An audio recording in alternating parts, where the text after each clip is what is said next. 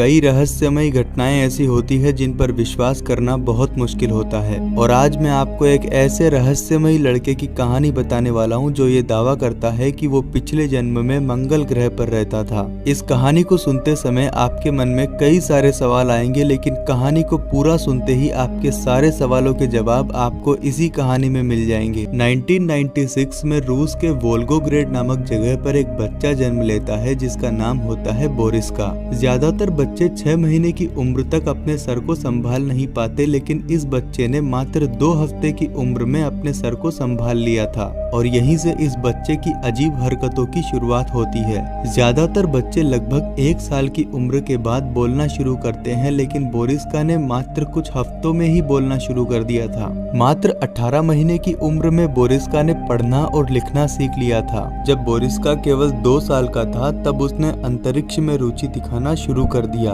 केवल 2 साल की उम्र में इस बच्चे को सभी ग्रहों की जानकारी हो गई थी। बहुत से विशेषज्ञों ने इस बच्चे को जीनियस बताया। समय के साथ साथ बोरिस्का की उम्र बढ़ती गई और जब वो 7 साल का हुआ तब उसने अपने माता पिता को एक ऐसी खबर सुनाई जिसने पूरी दुनिया को हैरान कर दिया। उसने बताया कि वो अपने पिछले जन्म में मंगल ग्रह पर रहता था और उसे यहाँ पर इस दुनिया को बचाने के लिए भेजा गया है। बोरिस्का बताता है कि जब वो अपनी पिछली जिंदगी में मंगल ग्रह पे था तभी उसे ये बता दिया गया था कि वो धरती पर जन्म लेगा। उसने ये भी बताया कि मैं अकेला नहीं हूँ, बल्कि धरती पर कई बच्चे ऐसे और भी हैं जिन्हें मंगल से भेजा गया है। बोरिस्का की इन बातों पर यकीन करना बहुत मुश्किल था और हो सकता है कि आपको भी इन बातों पर यकीन ना हो, लेकिन इतनी छोटी सी उम्र में अंतरिक्ष की इतनी जानकारी होना एक बहुत बड़ी बात है। बोरिस्का ने बताया कि मंगल पर रहने वाले लोगों की उम्र 35 साल के बाद बढ़ना रुक जाती थी। ऐसा इसलिए क्योंकि मंगल के लोग कार्बन डाइऑक्साइड में सांस लेते थे। उसने ये भी बताया कि मंगल के लोग धरती के लोगों की अपेक्षा थोड़े लंबे होते थे और मंगल पर बहुत ज्यादा अत्याधुनिक तकनीक मौजूद थी जिससे वो अंतरिक्ष में आसानी से कहीं भी जा सकते थे। उसने कहा कि जब वो केवल 15 साल का था तब वहाँ एक युद्ध हो रहा था और वो भी उस युद्ध का एक अहम हिस्सा था।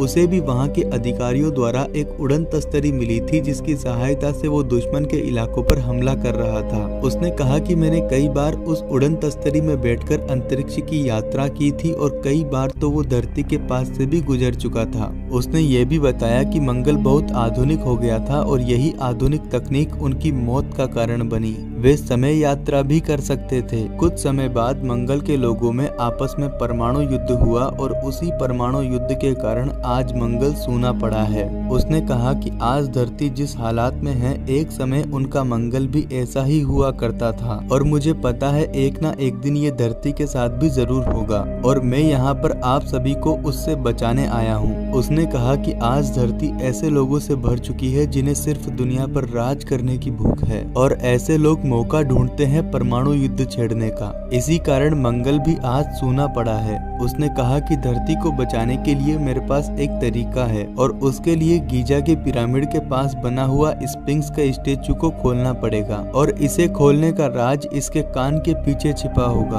आपको जानकर हैरानी होगी कि बोरिस्का के बताने के 10 साल बाद जब स्फिंक्स के स्टेचू को स्कैन किया गया तब पता चला कि उस स्टेचू के कान के पास कुछ अजीब जरूर है। हैरानी की बात तो यह है कि वैज्ञानिकों के स्कैन करने के 10 साल पहले ही बोरिस्का को ये बात कैसे पता चली। अब आप इसकी बातों पर यकीन करे या ना करे, लेकिन ये बात तो सच है कि गीजा के पिरामिड में बहुत सारे रहस्य छिपे हुए हैं, क्योंकि इतिहास के लोगों ने इस पिरामिड को बिना किसी मतलब के तो नहीं बनाया होगा। वैज्ञानिक भी बोरिस्का को इंटेलिजेंट और एक एक्स्ट्रा ऑर्डिनरी चाइल्ड मानते हैं। कुछ लोग कहते हैं कि बोरिस्का का IQ लेवल 200 का है, जबकि एल्बर्ट आइंस्टाइन जो कि धरती के सबसे इंटेलिजेंट इंसान माने जाते हैं उनका IQ लेवल भी 160 ही था। अब आप में से कई लोगों के मन में ये सवाल जरूर आया होगा कि बोरिस्का अभी कहाँ रहता है और किस हालत में है। तो आपको बता दूं कि ये सब बातें बताने के बाद बोरिस्का अपनी फैमिली के साथ अचानक गायब हो गया था और उसके बाद उसे किसी ने नहीं देखा।